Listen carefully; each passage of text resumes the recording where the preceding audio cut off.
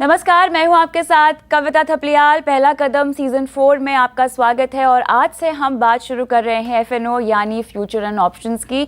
आखिर future and option क्या होता है और ये आम इक्विटी निवेश से कितना अलग है, इसके क्या फ़ायदे हैं और इसमें कारोबार कैसे किया जाए, इन सभी बातों को आज हम जानेंगे। और इन सारे सवालों के जवाब देने के लिए हमारे साथ मौजूद हैं CNBC आवाज़ के मार्केट्स एडिटर प्रदीप पंड्या। स्वागत है आपका प्रदीप। और कार्यक्रम से जुड़े मुद्दों पर अगर आपके जहन में कोई भी सवाल है तो आप हमें हमारे फेसबुक पेज और ट्विटर हैंडल पर जाकर सवाल हम तक पहुंचा सकते हैं। लेकिन चर्चा की शुरुआत करते हैं FNO से। FNO का मतलब हम सिर्फ फ्यूचर एंड ऑप्शंस के तौर पे जानते हैं, लेकिन किस तरह के इसमें कॉन्ट्रैक्ट्स होते हैं और ये एक किस तरह का बाजार होता है जिसमें हम ट्रेडिंग कर सकते हैं? फ्यूचर्स एंड ऑप्शंस शेयर बाजार से जुड़े हुए निवेशक दिन भर इसकी बातें सुनते हैं क्योंकि हम इसके बारे में चर्चाएं करते रहते हैं, लेकिन ये दरअसल एक बड़े परिवार का हिस्सा है। तो जो बड़ा परिवार है, जो इनका रूट है, उसको कहते हैं डेरिवेटिव्स।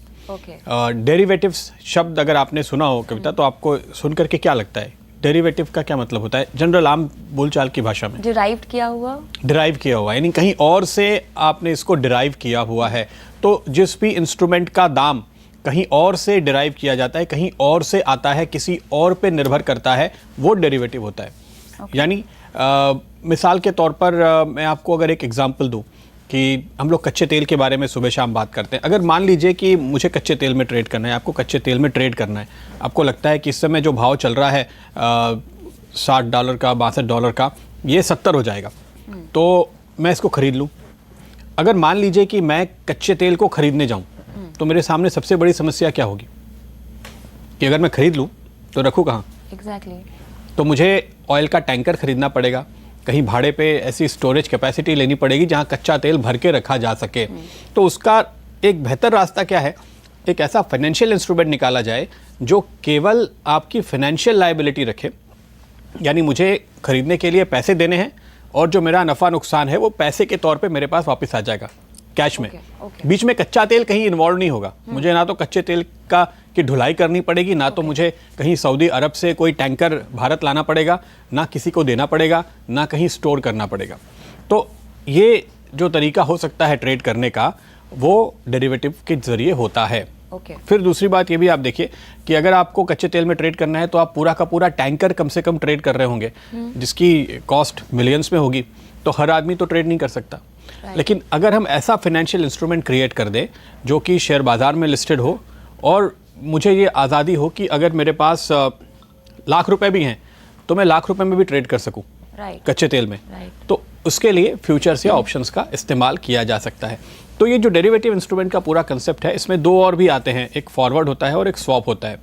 अच्छा। फ्यूचर्स और ऑप्शंस ज़्यादा पॉपुलर हैं, आम लोग उसमें ट्रेड करते हैं, इसलिए उसकी ज़्यादा बात होती है। फॉरवर्ड्स और स्वैप्स में मोटे तौर पे बैंक्स ट्रेड करते हैं और इसमें आम लोगों की भागीदारी नहीं होती और ये एक्सचेंज पे लिस्टेड भी नहीं होते हैं ये इंस्ट्रूमेंट्स, इसलिए उनकी बात थोड़ी कम होती है। तो futures and option exchange traded होने की वजह से और आम पार्टिसिपेशन होने की वजह से ज़्यादा पॉपुलर है।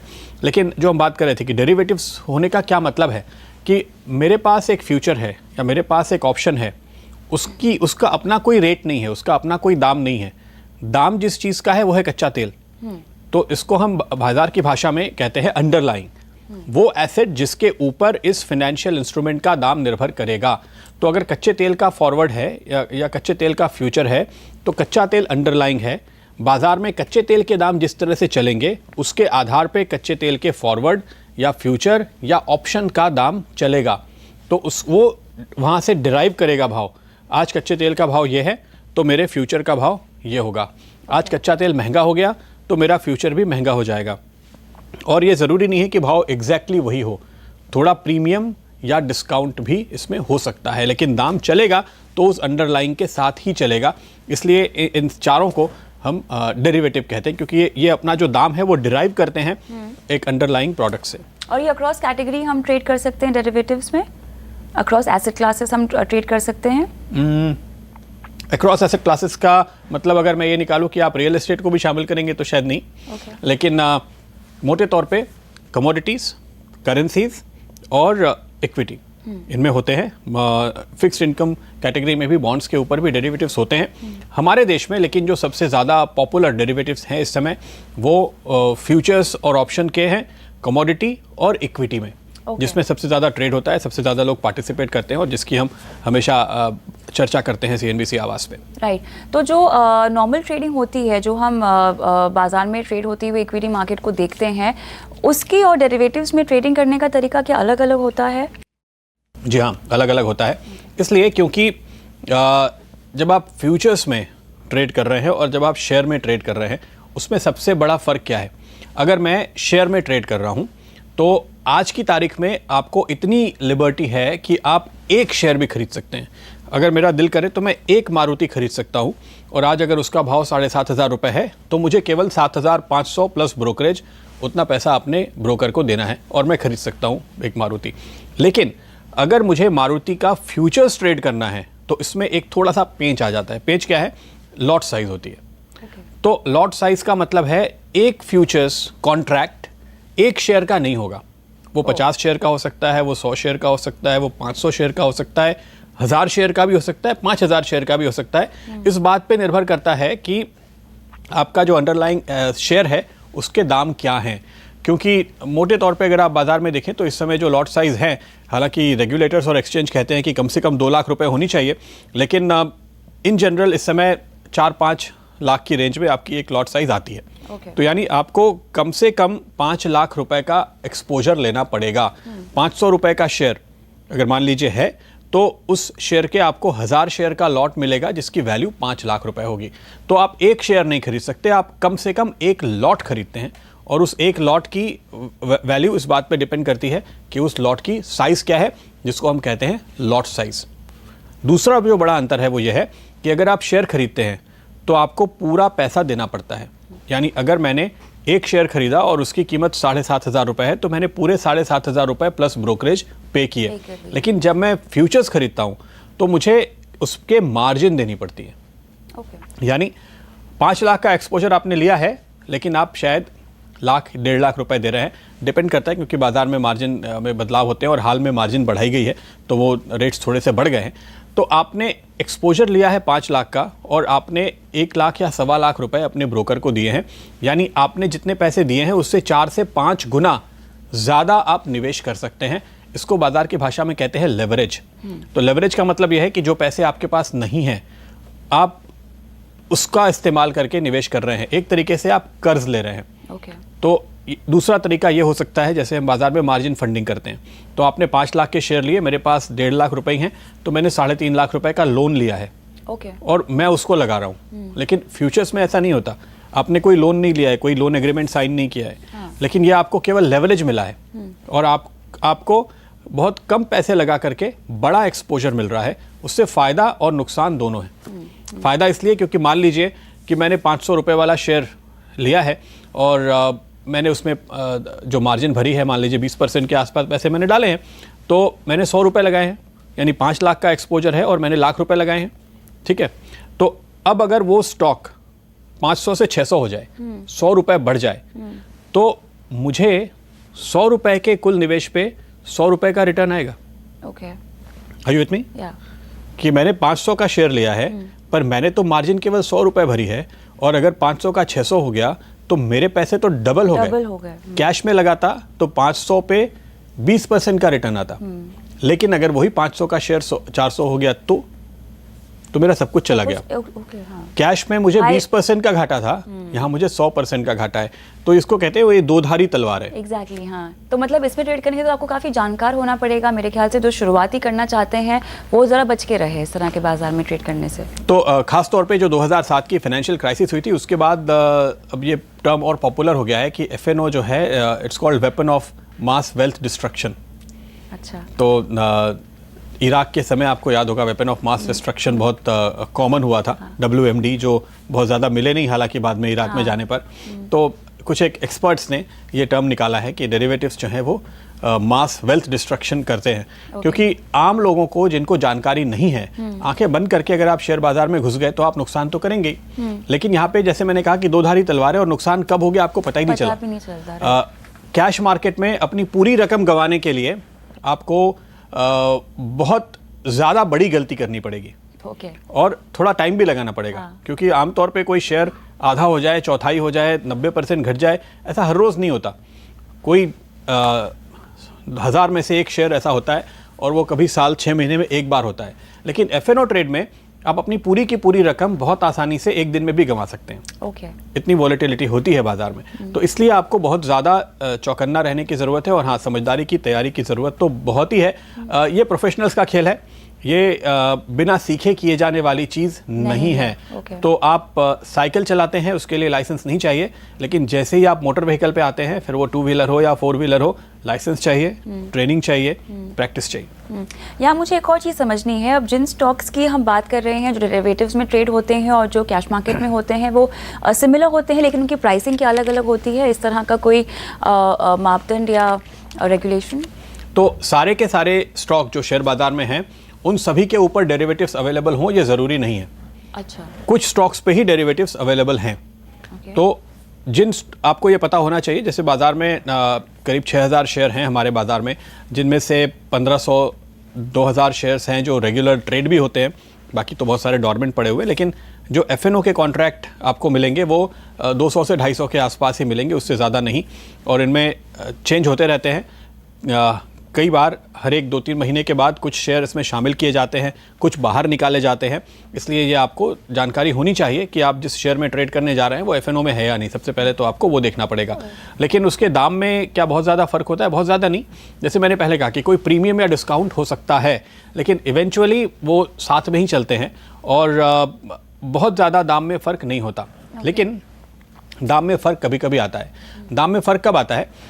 उस वक्त आता है जब आप कि कोई खास इवेंट हो रहे हों। यानी मिसाल के तौर पे अगर किसी कंपनी ने एक बड़ा डिविडेंड दिया हुआ है और वो जो डिविडेंड है वो उनके शेयर प्राइस का मान लीजिए 2% है, तो वो उस डिविडेंड की पेमेंट के लिए एक एक्स डेट होती है, हमें मालूम है।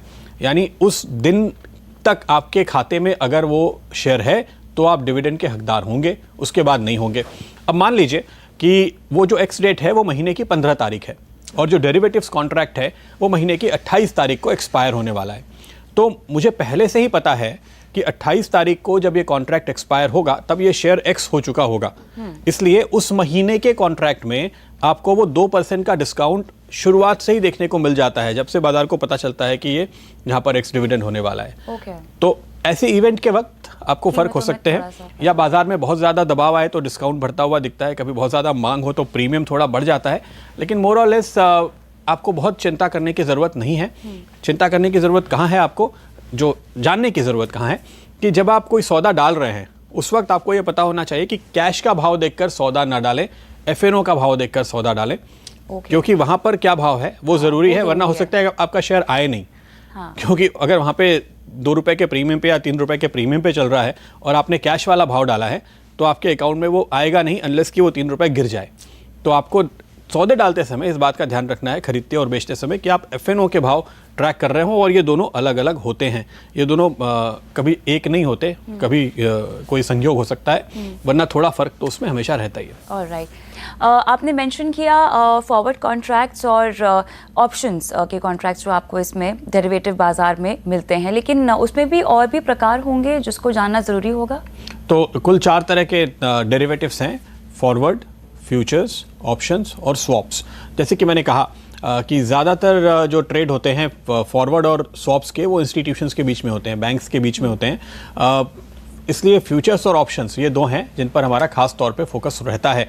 सिर्फ जानकारी के लिए अगर मैं आपको बताऊं तो स्वॉप्स कैसे होता है, मिसाल के तौर पर मान लीजिए कि एक अमेरिकन कंपनी है जिसको यूरोप में किसी कंपनी को या बैंक को $1 मिलियन पे ब्याज देना है और वो साल भर तक ब्याज देने वाले हैं यूरो में। और एक यूरोपियन कंपनी है जिसको अमेरिका में डॉलर में इतना ही अमाउंट पे करना है। तो दोनों के ऊपर एक्सचेंज रेट रिस्क हो जाता है। तो अगर वो एक स्वॉप एग्रीमेंट में आ जाएं कि आपका इंटरेस्ट मैं भरूंगा, मेरा इंटरेस्ट आप भरिए, तो अमेरिका वाले को डॉलर में और यूरोप वाले को यूरो में भरने को आता है। ये मैं बहुत ही एक जनरलाइज करके बता रहा हूँ। इस तरह के स्वैप्स के कॉन्ट्रैक्ट होते हैं जिसमें लोग ऑब्लिगेशंस को इस तरह से हेज कर लेते हैं ताकि उनके ऊपर से रिस्क निकल जाए। लेकिन हम फोकस करते हैं मेनली फ्यूचर्स और ऑप्शंस पे, क्योंकि वो हमारे मतलब का है। अच्छा, फ्यूचर्स और फॉरवर्ड भी सेम ही है, केवल एक्सचेंज ट्रेडेड होने से वो फ्यूचर्स होते हैं, और जब वो ओवर द काउंटर कोई एग्रीमेंट मैंने और आपने अगर एक एग्रीमेंट कर लिया तो वो फॉरवर्ड हो जाता है।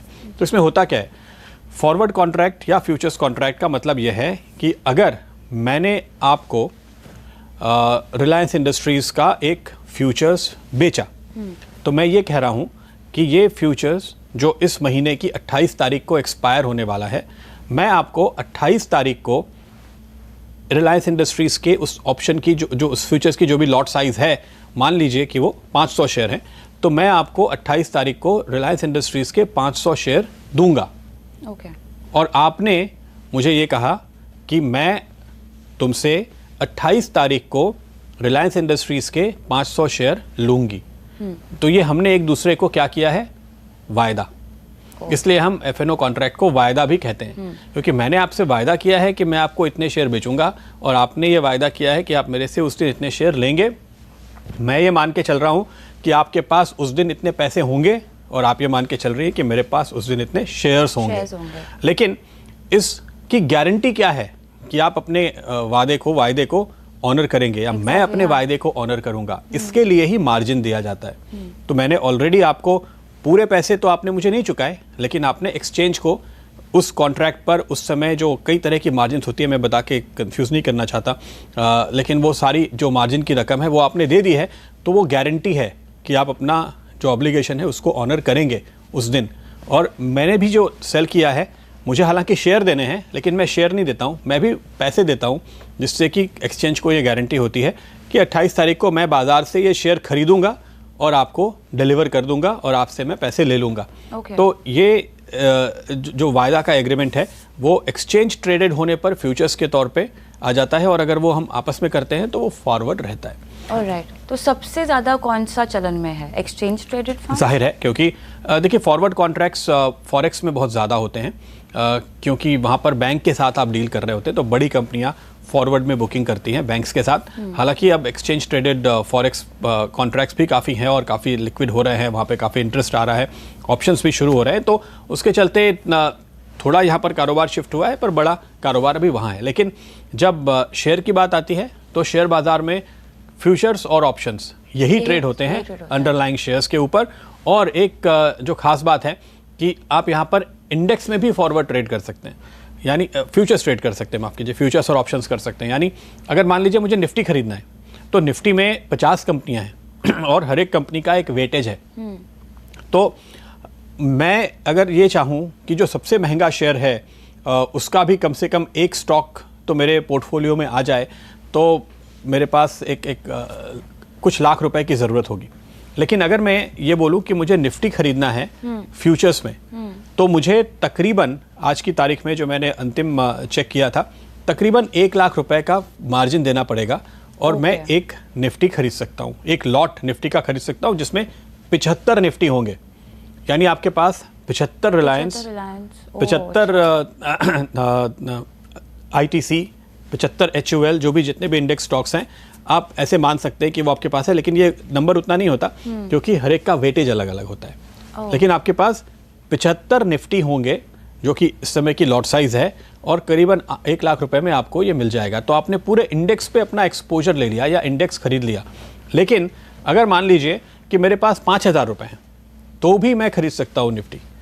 वो कैसे होता है? वो ऑप्शंस में जाके होता है। तो आपको देखना पड़ेगा कि कौन सा ऑप्शन इस समय इतना सस्ता अवेलेबल है। मान लीजिए कि कोई ऑप्शन जो कि आपको 50 रुपए में मिल रहा हो, तो अगर मिसाल के तौर पे निफ्टी 10,600 पे ट्रेड कर रहा है, और मैंने देखा कि 10,800 का जो कॉल ऑप्शन है वो 50 रुपए का मिल रहा है, तो मैंने वहां पर अगर 50 रुपए वाला वो ऑप्शन खरीद लिया, तो मेरी जो कुल वैल्यू होगी, जो मुझे पेमेंट करना पड़ेगा, वो 50 गुना 75, यानी तकरीबन 3,500 रुपए या 4,000 रुपए के अंदर अंदर मुझे वो मिल जाएगा। तो मुझे 75 निफ्टी की एक लॉन्ग पोजीशन मिल गई, जो कि मुझे डिलीवरी मिल सकती है एक्सपायरी वाले दिन। और मैंने लगाए सिर्फ 4,000 रुपये। ओके। तो ये ऑप्शंस की ये और खासियत है कि यहाँ पर आपको और भी कम पैसे में ये एक्सपोजर मिल जाता है। लेकिन यहाँ पर क्या म्यूचुअल फंड्स के जरिए भी हम ट्रेड कर सकते हैं? नहीं, म्यूचुअल फंड्स को देखिए आप डेरिवेटिव्स कह सकते हैं, लेकिन म्यूचुअल फंड्स दरअसल डेरिवेटिव्स नहीं है। उस मायने में मुझे लगता है कि हमको ऑप्शंस और फ्यूचर्स पर ही पूरी तरह से नजर रखनी चाहिए। एक्सचेंज ट्रेडेड फंड्स भी डेरिवेटिव्स हैं क्योंकि उनका एनएवी बाहर से आ रहा है, स्टॉक्स पे आ रहा है। कोई भी म्यूचुअल फंड डेरिवेटिव्स हो सकते हैं क्योंकि वो कहीं से अपनी वैल्यू डिराइव कर रहे हैं, लेकिन मोटे तौर पे हमारा जो फोकस है वो फ्यूचर्स एंड ऑप्शंस पे होता है। यहाँ पे जो अभी हम बात कर रहे थे कि फ्यूचर्स में आप कम पैसे में एक्सपोजर ले रहे हैं, वहाँ पे हमने आपको रिस्क रिवॉर्ड समझाया। अब चूंकि हमने अभी ऑप्शन की बात की है तो इस पर आते हैं, और ऑप्शंस में जो रिस्क रिवॉर्ड रेशियो है वो और भी स्टीप होता है। और ऑप्शंस के मामले में, ऑप्शंस कई मामलों में फ्यूचर से थोड़ा सा अलग होता है। उसके लिए जो आपको खास समझने वाली बात है वो यह है कि हर एक कॉन्ट्रैक्ट की, डेरिवेटिव कॉन्ट्रैक्ट की एक एक्सपायरी डेट होती है। तो सबसे पहले बात करते हैं एक्सपायरी डेट की। एक्सपायरी डेट का क्या मतलब है? एक्सपायरी डेट का मतलब यह है कि कोई भी फ्यूचर्स कॉन्ट्रैक्ट हर महीने की, जैसे हम अगर दुनिया भर के अलग अलग कॉन्ट्रैक्ट्स की अलग अलग डेट्स होंगी, लेकिन एक आसान उदाहरण के तौर पे अपने भारत के शेयर बाजार में जो एक्सपायरी चलती है उसकी बात करनी चाहिए। तो हमारे शेयर बाजार में फ्यूचर्स या ऑप्शंस के जो कॉन्ट्रैक्ट हैं हर महीने एक्सपायर होते हैं। और इसको और आसान बना दिया गया है। और आसान कैसे बनाया गया है कि हर महीने के अंतिम गुरुवार को एक्सपायरी होती है। तो आपको बार बार सोचने की, पूछने की जरूरत नहीं है। अब कैलेंडर देखिए, अंतिम गुरुवार को एक्सपायरी का दिन होगा। आपका जो भी कॉन्ट्रैक्ट है, अगर मेरे पास मान लीजिए कि फरवरी का एक फ्यूचर्स कॉन्ट्रैक्ट है, चाहे वो निफ्टी का हो, चाहे वो किसी भी स्टॉक का हो, तो मुझे पता है कि फरवरी के आखिरी गुरुवार को ये एक्सपायर हो जाएगा। तब तक ये कॉन्ट्रैक्ट चल रहा है। अगर मेरे पास कोई ऑप्शन कॉन्ट्रैक्ट है, वो भी फरवरी के आखिरी गुरुवार को एक्सपायर हो जाएगा। अब मान लीजिए कि फरवरी के आखिरी गुरुवार को छुट्टी हुई तो एग्जैक्टली तो वो बुधवार को हो जाएगा। ये भी तय है। तो ये थोड़ा आसान करने के लिए नियम बनाए गए हैं। अब कुछ वीकली कॉन्ट्रैक्ट निकल आए हैं, पहले निफ्टी बैंक में और अब फिर निफ्टी में भी। ये जो वीकली कॉन्ट्रैक्ट हैं ये हर गुरुवार को एक्सपायर हो जाते हैं, और अगर गुरुवार को छुट्टी हो तो बुधवार को एक्सपायर हो जाते हैं। तो वीकली कॉन्ट्रैक्ट की जो लाइफ होती है वो 5 दिन की होती है, शुक्रवार से गुरुवार। लेकिन मंथली कॉन्ट्रैक्ट की जो लाइफ होती है वो 1 महीने की होती है। हर महीने के अंतिम शुक्रवार से हर महीने के अंतिम गुरुवार तक, या अगर मान लीजिए कि गुरुवार अंतिम दिन पड़ा है तो उसके अगले दिन तो अगले महीने में चला जाएगा, लेकिन हर महीने के अंतिम गुरुवार को वो कॉन्ट्रैक्ट एक्सपायर हो जाते हैं। तो ऐसे में आपके दिमाग में सवाल होगा कि फिर आगे क्या? एग्जैक्टली हाँ, मतलब क्या हम उसे रोल ओवर कर सकते हैं? बिल्कुल, तो जो आपने शब्द का इस्तेमाल किया वो बिल्कुल सही है कि रोल ओवर कर सकते हैं क्या। तो रोल ओवर का अर्थ है कि क्या इस पोजीशन को जो मेरी फरवरी की है मैं मार्च में ले जा सकता हूँ, क्या मैं इसको अप्रैल में ले जा सकता हूँ। ऐसे तो अच्छी बात यह है कि आपके पास कम से कम 3 महीने के कॉन्ट्रैक्ट हमेशा होते हैं। यानी अगर मैं फरवरी में कोई पोजीशन बना रहा हूँ तो मुझे ये मौका होता ही है कि मैं फरवरी की एक्सपायरी वाला कॉन्ट्रैक्ट लेने की जगह मार्च की एक्सपायरी वाला कॉन्ट्रैक्ट ले लूँ या अप्रैल की एक्सपायरी वाला कॉन्ट्रैक्ट ले लूँ। 3 महीने मतलब वो विंडो 3 महीने की है। हाँ, तो हर समय, हालांकि कम से कम इंडेक्स में तो आपको 12 महीने तक के कॉन्ट्रैक्ट्स थियोरेटिकली मिलते हैं, पर आप वहाँ पोजीशन लेने जाएं तो शायद सामने आपको कोई खरीदने बेचने वाला ना मिले और उसमें इंतजार करना पड़े। लेकिन 3 महीने के कॉन्ट्रैक्ट तो अवेलेबल होते हैं, पर सबसे ज़्यादा एक्शन उसी महीने के कॉन्ट्रैक्ट में होता है। तो मुझे लगता है कि 99% लोग करंट मंथ में ही ट्रेड करते हैं। जब अंतिम हफ्ता आ जाता है तो फिर आगे ट्रेड करने लगते हैं, क्योंकि इतना लंबा एक्सपोजर कोई लेना नहीं चाहता और वहाँ लिक्विडिटी नहीं होती। तो उसमें आप कोई भी कॉन्ट्रैक्ट लेने या बेचने जाते हैं तो आपको लेते समय ज़्यादा पैसे देने पड़ेंगे और बेचते समय शायद आपको कम भाव मिलेगा। तो इससे बचने के लिए लोग करंट मंथ में ही आमतौर पे ट्रेड करते हैं। लेकिन जो आपने कहा रोल ओवर, तो रोल ओवर का मतलब यह है कि मेरे पास अगर इस महीने की कोई पोजीशन है तो क्या मैं उसको आगे बढ़ा सकता हूँ? मैं बिल्कुल इसको आगे बढ़ा सकता हूँ। और ये आगे बढ़ाने का तरीका क्या होगा कि आप इस महीने का जो अपनी पोजीशन है उसको स्क्वायर ऑफ करेंगे और तो अगले महीने की पोजीशन लेंगे। हाँ। अच्छा। लेकिन हम ये क्यों कहते हैं कि स्क्वायर ऑफ करेंगे? मैंने ये क्यों नहीं कहा कि आप बेचेंगे? क्योंकि हो सकता है आपकी पोजीशन शॉर्ट हो। तो अपने लॉन्ग और शॉर्ट पोजीशन की बात यहाँ पे करनी चाहिए पहले, ताकि आपको ये बात समझ में आए। लेकिन बिल्कुल, लेकिन वक्त है छोटे से ब्रेक का, और लॉन्ग और शॉर्ट का पूरा गणित हम ब्रेक के बाद समझेंगे। आपको बता दें कि हमने एक ऑनलाइन डिजिटल कोर्स शुरू किया है जिसमें आप पहला कदम की वेबसाइट पे जाके हिस्सा भी ले सकते हैं। लेकिन फिलहाल वक्त है छोटे से ब्रेक का और जल्द लौटते हैं। कोई भी पोजीशन को आप रोल ओवर करने से पहले लॉन्ग या शॉर्ट किस तरह के कॉन्ट्रैक्ट में है वो ध्यान देना काफ़ी ज़रूरी है। जी हाँ, तो अगर आप लॉन्ग साइड में हैं बाजार में, यानी आपने तेज़ी कर रखी है। अगर आप शॉर्ट में हैं तो आपने मंदी कर रखी है। ये पहली बात समझने वाली है। तो लॉन्ग यानी तेज़ी, शॉर्ट यानी मंदी। अच्छा, ऐसा क्यों कहते हैं? ऐसा इसलिए कहते हैं कि आप इस तरह से समझिए कि आपने अगर कोई शेयर बेचा है तो आप उस पर शॉर्ट हैं, ठीक है, आपके पास से वो निकल गया, तो इसलिए उसको हम शॉर्ट कहते हैं। और जो चीज़ आपने खरीदी है उसको हम लॉन्ग कहते हैं। लेकिन यहाँ पे बात क्या होती है कि आपने फ्यूचर्स में ट्रेड किया है, इसलिए आपने जो खरीदा है आपने खरीदने का वायदा किया है, दरअसल आपने खरीदा नहीं है। तो आज की तारीख में आपके पास वो शेयर नहीं है, पर आपके पास वो शेयर आने वाला है, और आपने जो फ्यूचर्स में पोजीशन ली है वो लॉन्ग ली है अगर आप बायर हैं, और शॉर्ट ली है अगर आप सेलर हैं। इसलिए हम यहाँ पे जो शब्दों का इस्तेमाल करते हैं वो होता है स्क्वायर ऑफ। तो स्क्वायर ऑफ करने का मतलब ये होता है कि जो भी मेरी पोजीशन है मैं उसकी अपोजिट पोजीशन लूँगा। यानी अगर मेरे पास लॉन्ग है तो मैं उसको शॉर्ट करूँगा, अगर मेरे पास शॉर्ट है तो मैं उसको लॉन्ग करूँगा, और इस अपोजिट पोजीशन से मेरी जो वो पहले की पोजीशन है वो ख़त्म हो जाएगी। ठीक है, तो जब हम रोल ओवर करने जा रहे हैं उस समय अगर मेरे पास लॉन्ग पोजीशन है तो मैं इस महीने में यानी फरवरी में शॉर्ट कर दूंगा उस पोजीशन को, तो मेरी फरवरी की पोजीशन खत्म हो गई, और मैं उसके सामने एक लॉट मार्च का लॉन्ग कर दूंगा। तो पहले मेरे पास फरवरी की एक लॉन्ग पोजीशन थी, और इन दो ट्रांजैक्शन के बाद मेरे पास मार्च की एक लॉन्ग पोजीशन है, यानी मेरी पोजीशन नेट उतनी है, लेकिन मैंने इसको रोल ओवर करने के लिए ये दो ट्रांजैक्शंस एक के बाद एक किए हैं। इस कॉन्ट्रैक्ट को ख़त्म किया और अगले कॉन्ट्रैक्ट को शुरू किया, तो उसमें एक कॉस्ट आती है, रोल ओवर की एक लागत होती है आपके लिए, क्योंकि आप दो ट्रांजैक्शंस करते हैं। और इन ट्रांजैक्शंस के दौरान क्या होता है कि प्राइस भी ऊपर नीचे हो सकता है। यानी आपने मान लीजिए कि मेरे पास एक लॉन्ग पोजीशन थी निफ्टी की, मैंने बेची, तो वो जिस भाव पे मैंने बेचा, अगले महीने में जो मैंने खरीदा वो प्रीमियम पे मिलेगा आमतौर पे। यानी अभी जो मैंने पोजीशन काटी वो है 10,850 पे, और जो मैंने आगे पोजीशन ली वो है 10,855 पे। तो मेरा 5 पॉइंट का मुनाफा निकल गया, मेरी पोजीशन 5 पॉइंट से महंगी हो गई है, क्योंकि ये फ़र्क होता है। तो इसलिए जब रोल ओवर आप करते हैं तो इन चीज़ों का भी आपको ध्यान में रखना पड़ता है कि कॉस्ट कितनी ज़्यादा लग रही है। कुछ ट्रेडर्स कोशिश करते हैं दिन के दौरान ऊपर नीचे उतार चढ़ाव में इसको मैनेज करने की, हालांकि वो बड़ा मुश्किल काम है, लेकिन रोल ओवर इस तरह से आप आमतौर पर करेंगे अगर आपको अपनी पोजीशन आगे बढ़ानी है तो ये आपको हर एक्सपायरी के वक्त कॉल लेना होता है, क्योंकि इसमें ये लागत इन्वॉल्व है, उसमें ब्रोकरेज इन्वॉल्व है। तो आपको हर एक्सपायरी के पहले ये फैसला करना होता है कि क्या आप अपनी पोजीशन को आगे रोल ओवर करना चाहते हैं या नहीं करना चाहते। इसके साथ ही चूंकि प्राइस में फ्लक्चुएशन होता है बाजार में, तो अंतिम हफ्ते में आकर के खास तौर पे जो ट्रेडर्स हैं उनको ये कॉल ले लेनी चाहिए कि वो अपनी पोजीशन रोल करेंगे या नहीं करेंगे।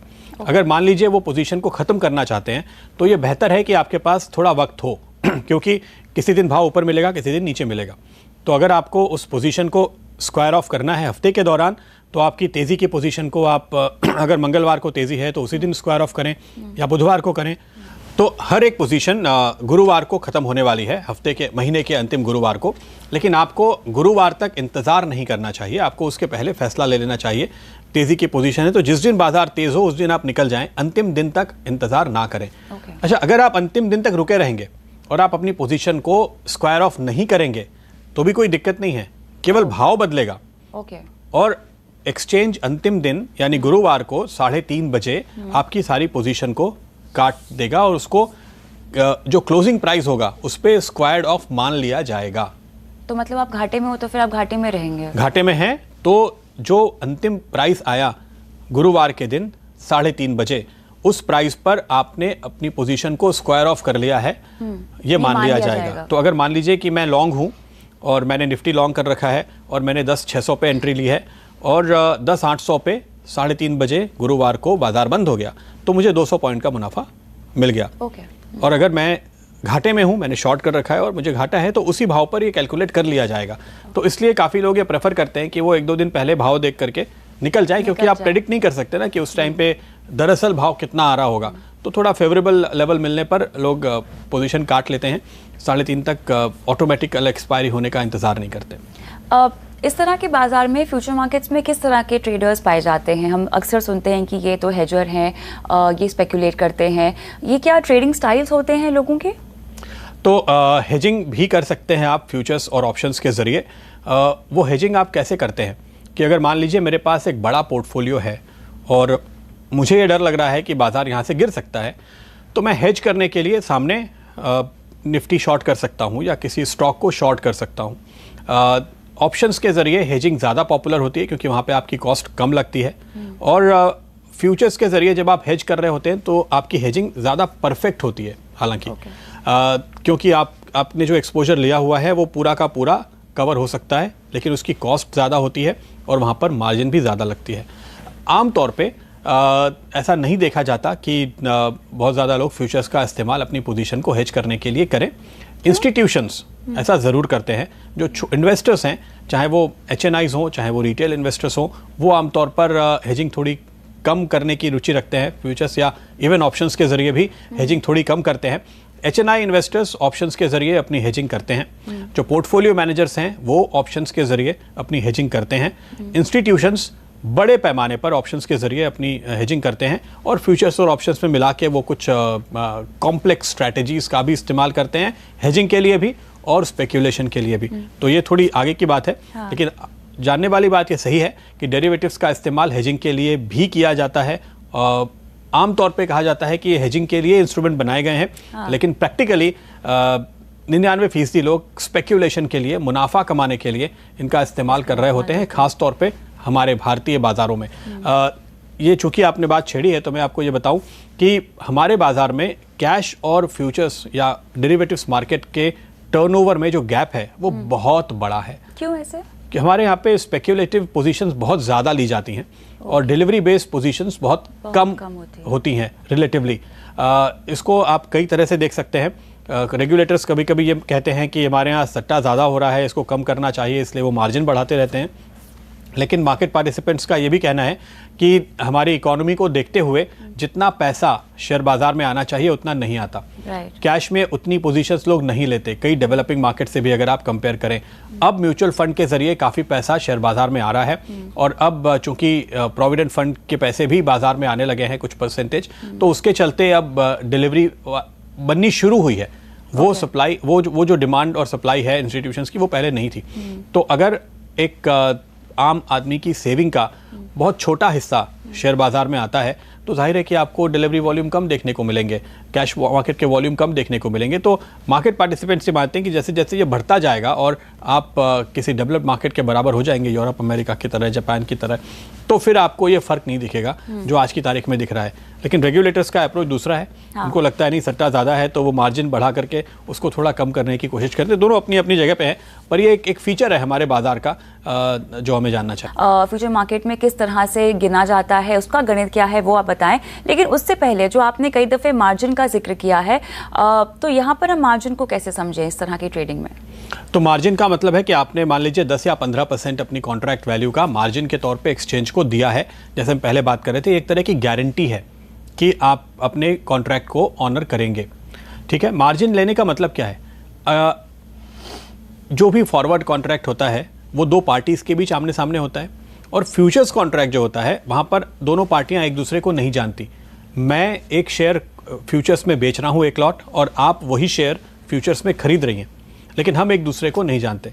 तो हम यहाँ पे जो मार्जिन देते हैं वो एक्सचेंज को देते हैं, इसलिए ताकि अगर मुझे लॉस आए और आपको प्रॉफिट आए, तो एक्सचेंज का काम है कि वो आपको जो प्रॉफिट आ रहा है वो पैसे आपको दे। लेकिन उसकी गारंटी क्या है? जब मैं एक्सचेंज को पैसे दूंगा तब तो वो आपको देंगे। इसलिए उन्होंने ये नियम बनाया। अब मान लीजिए कि 15% की एक मार्जिन है, तो मिसाल के तौर पे अगर 10 लाख रुपए का एक कॉन्ट्रैक्ट है और 1.5 लाख रुपए की मार्जिन हमने एक्सचेंज को दी हुई है।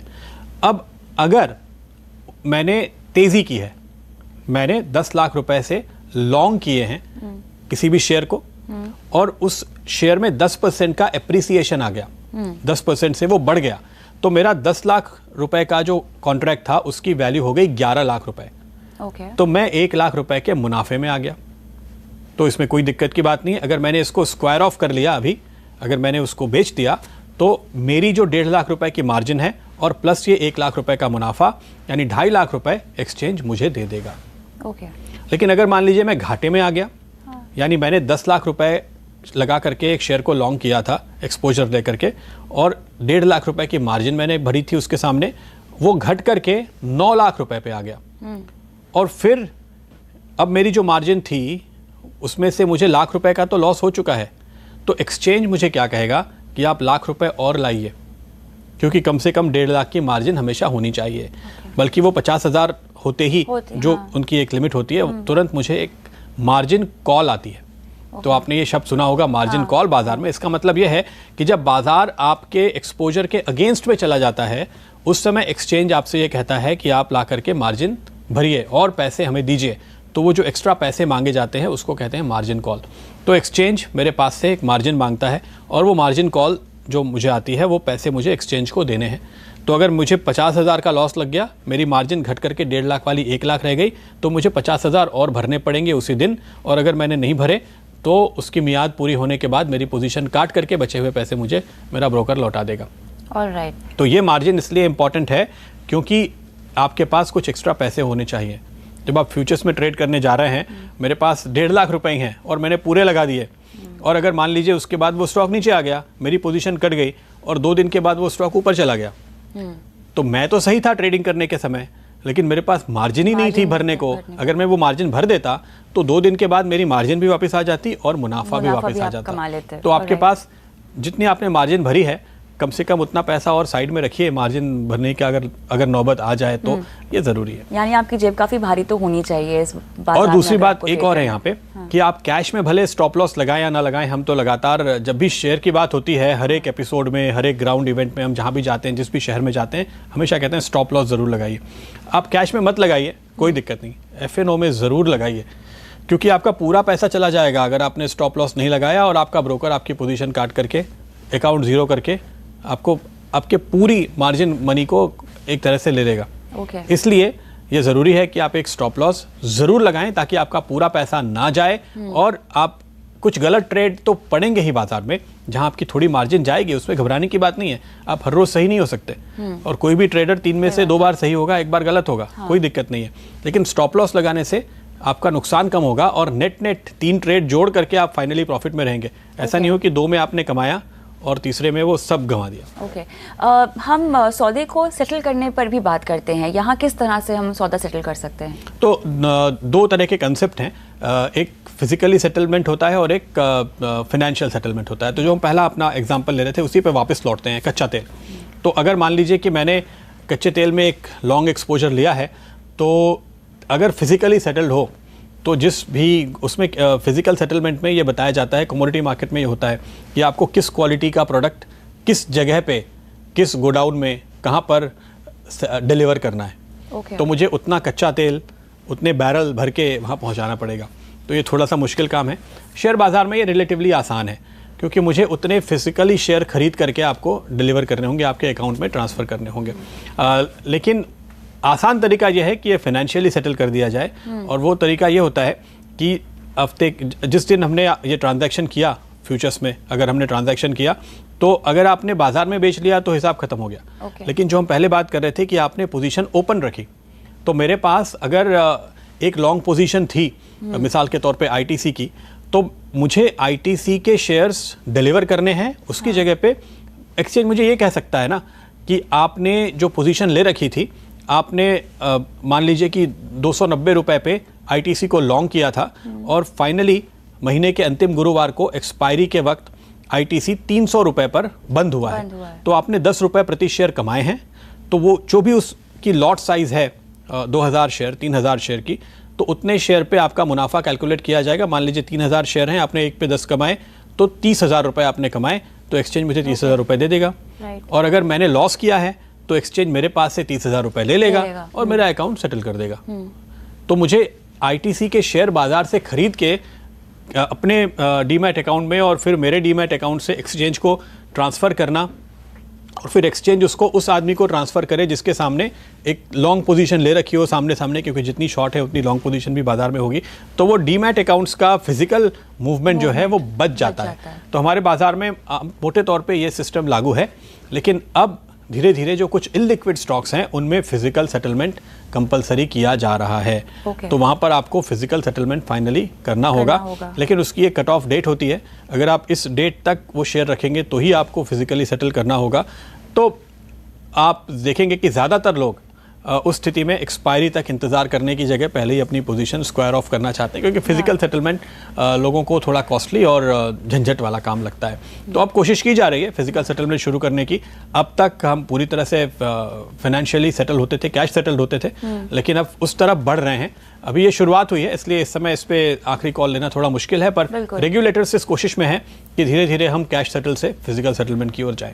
ऑलराइट, चलिए इसी के साथ हम उम्मीद करते हैं कि फ्यूचर मार्केट को लेके आपके तमाम पैच हमने सुलझा दिए हों, और कोई भी सवाल अगर आप हमसे पूछना चाहते हैं तो अपना सवाल हम तक पहुंचा सकते हैं। लेकिन इस बीच आज के एपिसोड में इतना ही। अपने सवाल हम तक पहुंचाने के लिए हमारे फेसबुक आईडी और ट्विटर हैंडल पर जाके सवाल आप भेज दीजिए। साथ ही हमारी वेबसाइट पर जाके ऑनलाइन डिजिटल कोर्स में भी आप हिस्सा ले सकते हैं। दीजिए इजाज़त, नमस्ते।